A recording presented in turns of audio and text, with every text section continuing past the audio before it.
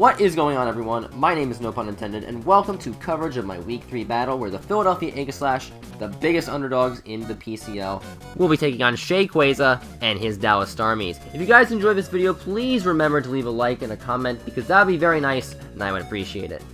Now then, I don't really know a ton of information about Shay apart from the fact that his team apparently hates Greninja because the first 2 weeks of the season, he's played the teams with Protein and Battlebond Gren and lost to both of them. Well, Shay, don't worry, your troubles with Greninja will soon be over after this game. But you seem like a cool guy, and you certainly do know how to draft a threatening team. But what I'm gonna do is just get into the team builder and talk about both my opponent's squad as well as the team that I brought in my 3-minute time limit. So let's roll. Shay's team has a lot of star power at the top and some more interesting picks towards the end, although interesting picks can still put in a lot of work in a draft league. His top 4 picks all have very high attacking stats, as does his Haxorus, and my best collective check to his first 3 Pokemon is most likely my Aegislash, but it's not going to hold up for long if it has to defend all 3 of them at once. I am running a more stally set with my Aegislash with both Substitute and King Shield for maximum annoyance, and it partners up very well with my Greninja, whose main goal is to set up Toxic Spikes on one of his more defensive Pokemon, so that they continually take damage at the end of every turn. Greninja can also hit pretty hard on its own with the help of its Life Orb, or it can U-turn to chip down a potential switch-in and bring in one of my offensive cleaners to finish up that weakened Mon on his side. The first of those cleaners is my choice Scarf Landorus. Shay doesn't have any ground resist unless he brings a Soul Volley of either Grass, Flying, or Bug type, and I don't think he's very likely to do that. So most of the time, Landorus is just going to come in and spam Earthquake. It does have Emergency Defog to get rid of Slurpuff Sticky Webs, but otherwise, just click Earthquake all the time, no big deal. The second cleaner, Infernape, also is holding a Choice Scarf, but it's running a more varied move set. I've got Flare Blitz, Close Combat, U-Turn, and Poison Jab. I don't know why I ran Poison Jab. It doesn't actually kill Tapu Lele, who was the main reason why I brought Poison Move to begin with. But at the very least, Flare Blitz and Close Combat are very powerful moves on their own, and U-Turn is a nice way to gather even more momentum. In fact, it's my 3rd Mon on this team with U-Turn. I also have a Mon running Volt Switch. This is the first appearance of Rotom Mow, and the big reason it's here is to punish Hippowdon and Vaporeon, his 2 fat Mons, by hitting them with Toxic, just in case I can't get my T-Spikes up properly.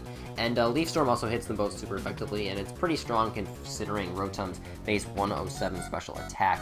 And the Eye of Papa Berry will give it a nice little boost in HP if it goes down pretty low, which I'm imagining that Rotom's going to get chipped down little by little over the course of the match, and thus it'll get put into range to eat it. Hopefully. And the final Mon is my physically defensive Seismitoad, who acts as a nice switch into a Mega Gallade without Leaf Blade, or Hippowdon, or any other Mon without grass coverage. Its main goal is to set up rocks, and then much like Landorus, spam the heck out of Earthquake. And that does it for my Week 3 team builder. We still have almost a minute left on the timer. Gosh, I'm getting good with summarizing my squad. Anyway, let's just cut into the game. The most shocking part of the game is at Team Preview. He did not bring the Mega Gallade, which I am stunned by because I do not have a bulky Psychic type on this team, and my one main check for Mega Gallade was going to be my Aegislash, who doesn't appreciate getting its item knocked off. The fact that Mega Gallade isn't here is a huge relief for me, otherwise I would have to rely on using Rotom Mow and Seismitoad to wear it down, but I'm not going to have to do that here. Instead, he brought Pyroar, who I didn't expect to come whatsoever, and then the rest of the other Mons I saw a pretty legitimate chance of coming, except for Lele and Kartana, who were obvious brings. Anyway, it's about time to get this Week 3 party started. Shay is issuing a challenge, and if a player with a worse record in a league than you gives you a challenge, it's only proper etiquette to accept. Otherwise, you just come off as a big weenie. So I'm going to lead off with my Infernape, and Shay's going to start with his Tapu Lele. I don't know what it is about the lead matchups this season, but I just seem to be getting better and better at not falling behind on turn 1. Whatever the case, U-Turn is a pretty no-drawback play. I'll get some damage off the Lele if he stays in, and I can just go into my Aegislash, who takes pretty much any hit relatively well. However, Shay's instead just going to pivot out into the Vaporeon. I do get a little bit of damage off on that, and I take some Rocky Helmet recoil, but Infernape is a frail Pokemon as it is anyway. And having the Vaporeon out is going to give me another big opportunity, in that I can go into my Greninja, and I can set the first part of my plan to beat Shay's team, throwing down a layer of Toxic Spikes. Kartana is the only Mon on his side of the field that's immune to the poison effect, and if he tries to drag the battle out for whatever reason, his team is just going to take more and more damage as time goes on. Also, nice little note here, based on the fact that Shay's Jolteon is holding a Flame Orb, it's most likely a Quick Feet Jolteon, and I'm certainly glad to have known this before I set up my Toxic Spike. Otherwise, I probably would have brought Landorus in on the Jolteon and gotten smacked in the face by Hidden Power Ice, because I didn't realize that Jolteon outsped. So, thanks Shay for that. But speaking of Jolteon, I have to find a mon to switch into it, and there's a very obvious candidate for me in my Rotom Mo, because it's 4 times resist electric, and it doesn't really do much else in this game, but Shay's actually going to make a nice double here into his Tapu Lele, knowing that I'm probably not going to keep Greninja in on Jolteon this turn. But now he has free reign to click a Psychic or a Fairy type move and deal massive damage to my Rotom, so I'm going to attempt to switch out into my Aegislash to intercept it. But unsurprisingly, he makes the prediction and goes for the Shadow Ball. Thankfully, since I've invested in special defense with my Aegislash, I don't lose quite as much health as I would otherwise, but still, losing a third of your health on a non-stat move from any Pokemon on Aegislash while it's in shield form is a pretty noteworthy accomplishment. But my next play is going to be a bit questionable, so I'm going to explain my thought process. Right here, I'm assuming that this Tapu Lele is scarfed into Shadow Ball, especially considering he was so willing to click that move on my presumed Aegislash switch-in. So I decided to switch out, preserve my AG's defensive integrity, and go into my Infernape. It can take a non-boosted Shadow Ball, and I'm thinking that he may choose to swap into his Pyroar here, as it swallows up Aegis Ghost and Steel type moves. So Infernape covers both of those possibilities. What it doesn't cover, however, is a substitute play. So Infernape comes in, and now immediately has to get out of there, because I don't want to lose it in case I need to revenge Pyroar, Haxorus, or Kartana. I'd rather not force Aegislash into taking more damage either. The only way I can think of to get out of this situation is to U-turn out with Infernape, which for some reason breaks Lele's sub. I don't know how that happened. I thought Lele was bulkier than that, but okay. Then, predicting the Lele to go for Shadow Ball again, I pivot into Rotom, who can take a Shadow Ball into a Moonblast, eat its Aya Papa Berry, get a lot of health back, and use Volt Switch to pivot into something else while feinting the Lele. What I don't account for, however, is that if the Lele goes for Moonblast anyway in an attempt to hit the Infernape harder, Rotom can't take 2 of those. In essence, I've just sacked off my Rotom Mo for max HP, and now I'm down to 6-5. I'm sorry, Ben, I didn't mean to play so badly with you the first time out. This is one of those situations where I'm thinking to myself, what the hell am I doing? I wasn't focused at all during the first part of the game, and if I don't turn things around, I'm going to lose. So it's time for me to put the pedal to the metal. I drafted this team around offense, and I'm going to take advantage of my offense. Now, there is one good thing that ended up happening because of my aggressive switch-ins. In spite of not being able to land a direct hit on this Lele, it's already down to red health because of a Toxic Spike. So I can easily just go back into my Infernape, click U-turn, which he has no counterplay for, and knock out the Lele. Thank goodness for that, the mon was annoying. And Lele was his only fighting resist. Therefore, I can easily lock myself into close combat with Infernape for the remainder of the game. But right now I need to bring in a mon to replace Nape off the U-turn, and while I could get some useful leftovers recovery with my Aegislash, I decided to bring Seismitoad in instead, as I can live a Leaf Blade from a Jolly Kartana after eating my Rindo Berry, and if he goes into something else like this Pyroar here, I can assume it has HP Grass on it. It helps that I've played quite a bit of PU on the Smogon ladder in the past couple of years, and in PU, Hidden Power Grass is a very common tech on Pyroar. Because of this, what I'm going to do is switch back into Infernape on what seems to be the obvious HP Grass, but surprise, the Pyroar uses Hyper Voice instead. Thankfully, he doesn't appear to have a boosting item on it, and he didn't go for a Z-move either, so Infernape is able to withstand the attack, and now I can just click Close Combat, to which he has no responses for, except to let his Pyroar die. Let me be clear though, this situation could have gone very badly if his Pyroar held Specs or Life Orb, so I'm very fortunate he didn't put either of those items onto it. Moving on though, Shay brings in the Jolteon, and I have a fairly easy switch in into my Seismitoad, who can take most of Jolteon's attacks. Obviously, if he's HP Grass, he can probably 2-hit KO me with it, but because he's a Quick Feet Jolteon, I think it's more likely he has HP Ice in order to kill off a potential Scarfed Landorus.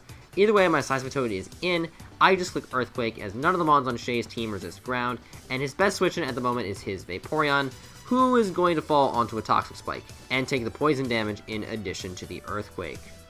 I do find it interesting that a defensive Vaporeon, which usually runs a mono-attacking Cleric set, came in on a Seismitoad that has Water Absorb as its ability to take no damage from Vaporeon's Scald. So I'm thinking he has to have something that allows his Vaporeon to beat Seismitoad. But I don't want the Toad to take any damage, since it appears to be my best check to his Jolteon. In fact, it's probably my only check to his Jolteon. And I especially don't want to lose my Rindo Berry in the event that the Jolteon is actually running Hidden Power Grass for some reason. So what I do instead is switch directly into my Greninja, thinking Vaporeon won't have much special attack investment, and that a possible HP Grass won't actually kill it. But I end up being in an even better position than I had anticipated, since Vaporeon just uses Toxic, which Greninja does not mind at all. Now what I can do is just click Dark Pulse, as the poison damage that Vaporeon has taken puts it in range of a Life Orb Pulse, barring a very low roll. Of course, I get a crit, so the Vaporeon would have fainted regardless of the roll I received. So I've seized quite a bit of momentum from these last few turns.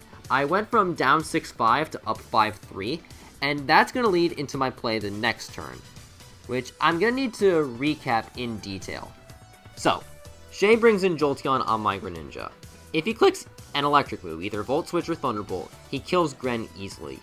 However, my Seismitoad is still healthy, and if he Volt Switches into it, he loses a ton of momentum, and has to have one of his offensive threats take an Earthquake. I'm thinking about what I would do if I were in his situation, and if I were him, I'd probably double out of Jolteon into either Kartana or Haxorus, anticipating the Seismitoad to come in. So what do? Preemptively assume he's going to make the good play, and respond by making a bad play, U-turning into the incoming Haxorus. And now I can bring in my Landers for free. Guys, I'm playing 4-dimensional chess right here, and it feels so good to succeed at that kind of move in a Pokemon battle. So good.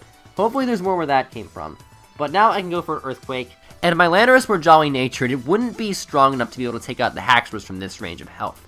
But I am Adamant Scarf, baby. Get out of here, Haxorus, you stupid annoying Pokemon that's throttled me too many times before. Oh, that's so cathartic. Shay then brings in his Kartana on my Lando.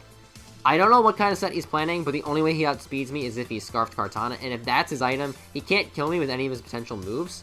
So my best play is to stay in an Earthquake. It ends up being a 2-hit KO on his Kartana spread, so if I can get off another one, I just win the game. But Shay's not gonna make it so easy. He goes for his Z move.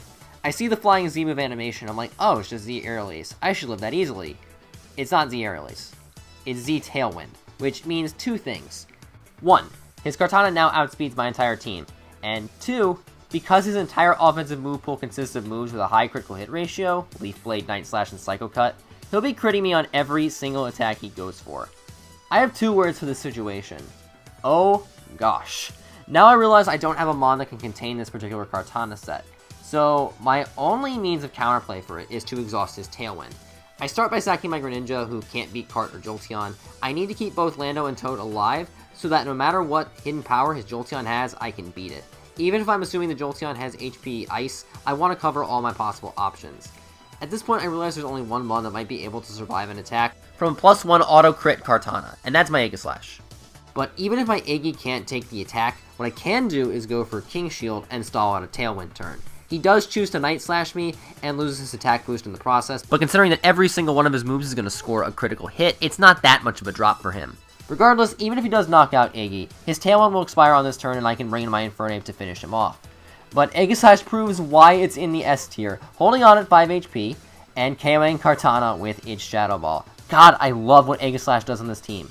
After being distinctly unclutched in the first two games, Aegi has pulled through in Game 3, and is going to save me a differential point here, as Shay's last mon, his Jolteon, can revenge me in the end.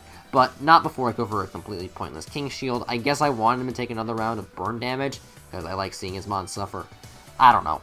Either way, I get to go into my Seismitoad, tank his Shadow Ball, and finish him off with an Earthquake to preserve a 3-0 victory for the Philadephia Aegislash. The first victory of the season that I didn't almost choke away.